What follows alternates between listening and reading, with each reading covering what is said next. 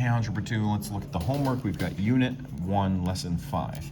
And today we started to use the vocabulary of transformations, looking at translating, reflecting, and scaling things. We didn't use this word scale. Man, I got the hiccups now. We didn't use the word scale, but we use the word dilating or shrinking or to compress or to stretch. And when we compress something one way, it can also be seen as a stretch in the other direction. Imagine like a ball of Play-Doh, and if we flatten it down from the top, that ball also expands and goes, gets stretched in the X direction, the horizontal direction. Same thing if we, all right, so anyway, let's get there. Whew, all right, I am asking you to do numbers 2 through 7. Let's make our answer key here. So we've got this one. It is saying to sketch it. So I'm going to zoom in and let's look at the details of how do we create an accurate sketch with this. Well, what we want to do is we want to find nice points on this. I see a nice point there and a nice point right about there at 2, 5. And so that means if I go 2 units, not 2, 5, 2, 7, 2 here and 7 down, that looks like another point. I'm going to use those as reference points. And also this one, 1, 1, negative 1, 1. Remember that this is a cubic function. The cubic function has that like S shape, Z shape like that. One arm up, one arm down. Translate it 4 units left. Okay, left is this way. So we're going to take each of these points and go 4 units left for the origin. This one is here, and we're going to go 4 units left. That's there. And then this one, 4 units left. All of these, 1, 2, 3, 4 units left. 1, 2, 3, 4 units left. And our job is to create the little swoopies here, a little sketchy sketch that gives us a copy of this. Now here, over here, it kind of curves to this one and then kind of goes really straight to that point. A little off on that, but there we go. That's how we would do that.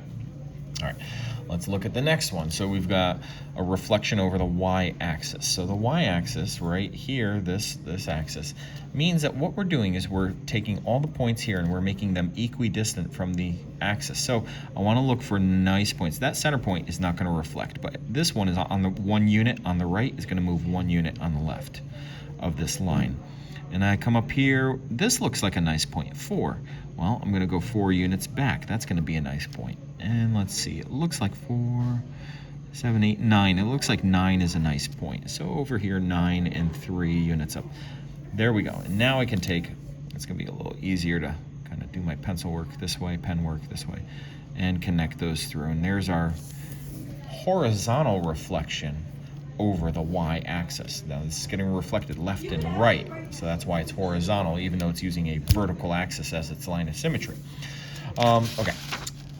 Scale vertically by a scale factor of 3. Now what that means is we are tripling these points in their height. So vertically, not horizontally. So vertically, that means this one that's 1 is going to get tripled to 1, 2, 3. And this one has a height of 2. That's going to triple to 2, 4, 6. And this one, height of 3 units, is going to triple to a height of 9, which is good. That's going to be the last one. 5. Oh darn. 4. Oh man, did I already mess up on this? There. Oh no, triple 3.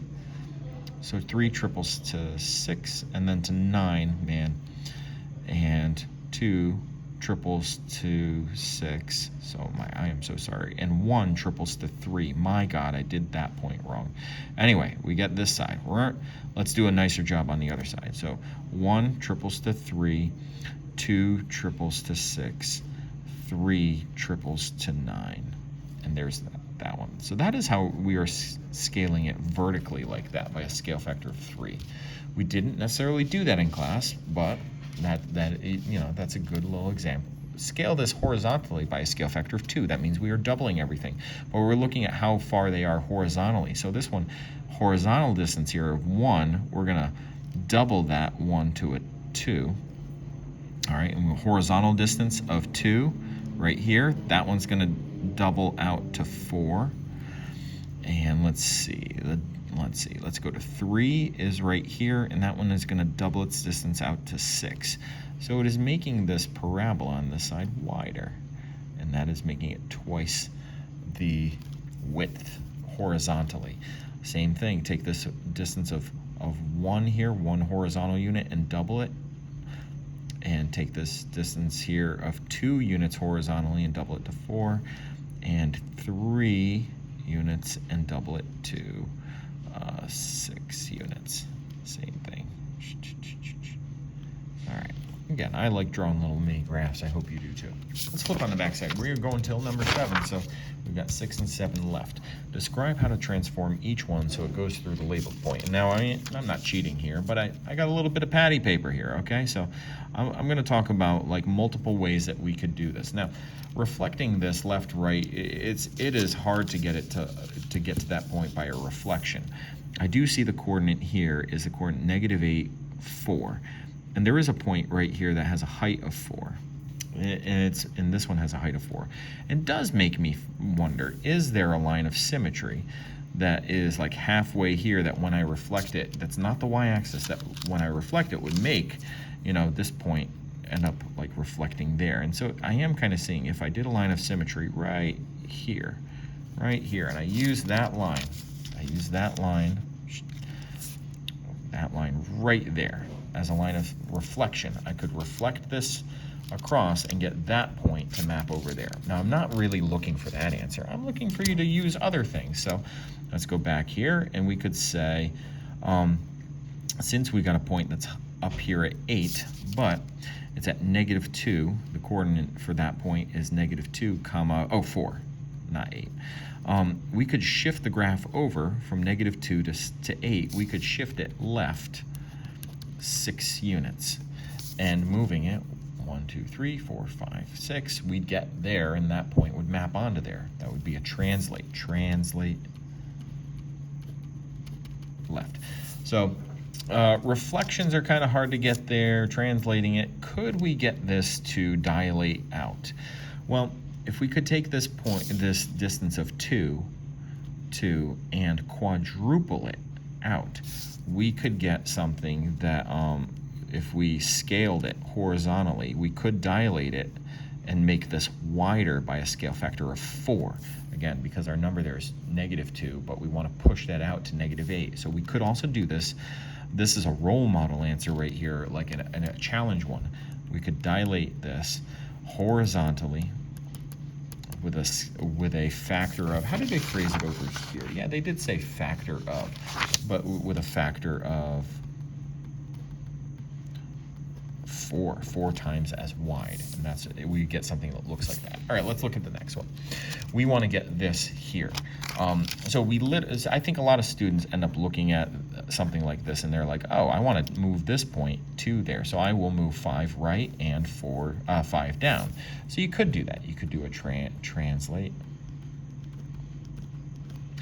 5 right. I should write that there. 5 right and 5 down. Fine enough. That absolutely will work. 5 right, 5 down, done.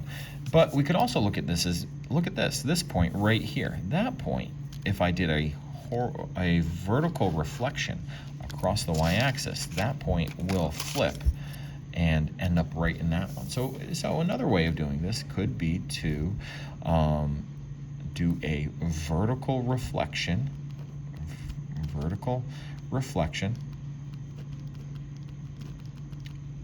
across the x-axis.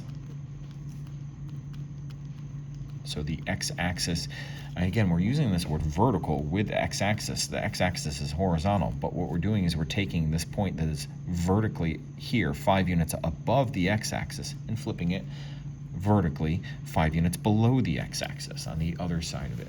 So, and that would be our line of symmetry. Again, multiple ways of doing this problem, either translating it or reflecting it. All right, hope this made sense. The whole learning target today is being okay with using our words of translate, reflect, and dilate, or to scale something. Take care, folks. Bye.